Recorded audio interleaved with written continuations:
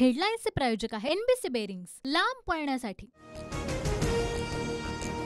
दुसऱ्या टप्प्यात आतापर्यंत सर्वाधिक त्रिपुरामध्ये तर महाराष्ट्रात सर्वात कमी मतदान। त्रिपुरामध्ये 36.42% तर महाराष्ट्रात 18.83% मतदान। नांदेडमधील पानघर पहाडमधील नागरिकांचा मतदानावर बहिष्कार। आरोग्य, रस्ता, घरकुल सुविधा नसल्याच्या कारणावरून नागरिक संतप्त।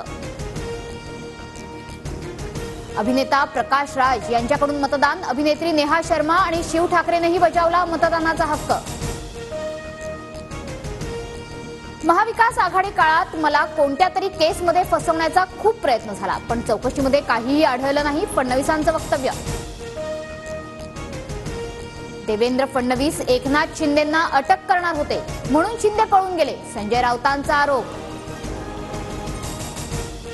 महायुतीचे दक्षिण मध्य मुंबईचे उमेदवार राहुल शेवाळेंच्या प्रचारासाठी मनसे मैदानात। प्रचारात राज ठाकरेंच्या फोटोसोबत धनुष्यबाण।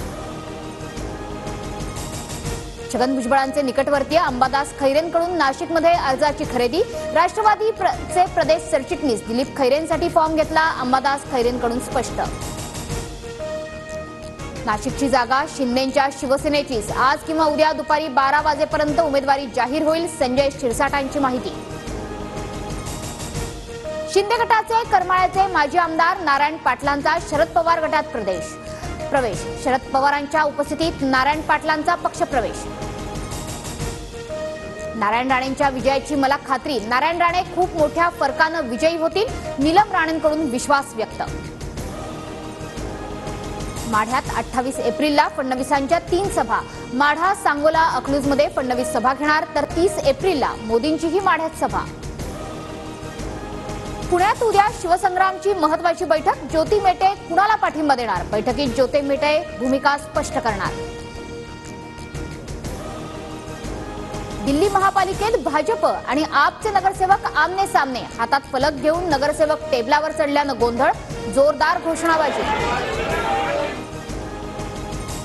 उत्तर मध्य मुंबईसाठी भाजपकडून उज्ज्वल निकम यांचं नाव चर्चेत। भाजपचे महाराष्ट्र प्रभारी दिनेश शर्मांच्या उपस्थितीत महत्वाची बैठक सुरू। रोहित पाटलांच्या फेसबुक पेजवरून आक्षेपार्ह पोस्ट व्हायरल। विरोधी पक्षातील लोकांनी अकाउंट हॅक केल्याचा रोहित पाटलांचा आरोप।